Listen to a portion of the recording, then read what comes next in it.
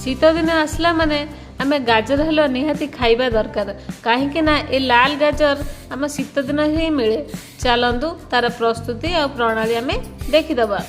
Fast गाजर को ताकू भल भाव चोपा छड़ेगी एमती आमे ग्रेड करदबा। मझीर जदि आपणकर व्हाइट थाए ताकू पकेइबानी। तापर एमती काजू आलमंड थी जदि भी पकई पारे किसमिश भी पकई पारे। मु काजू नहीं जाइए बटर रे अपन ताकू टे फ्राए करदे लाल लाल करदे तार बहुत बास्नाटा बहुत बढ़िया आसो।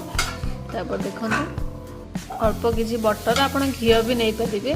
तापर गाजर को आम टे 5 ରୁ 10 मिनट फ्राए करदबा। तापर गोटे कप क्षीर नहीं जाइए आपण क्वांटिटी अनुसार आपन पकई पारे।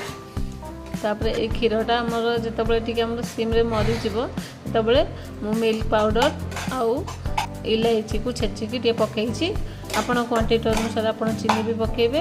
तापर फ्राए होइथिबा काजू पकई देकी देखंतु प्रस्तुत हो गला मोर गाजर हलवा।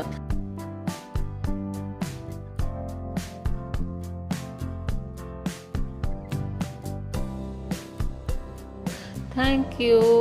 वीडियो भल लगी लाइक शेयर सब्सक्राइब निश्चिंत करंतु।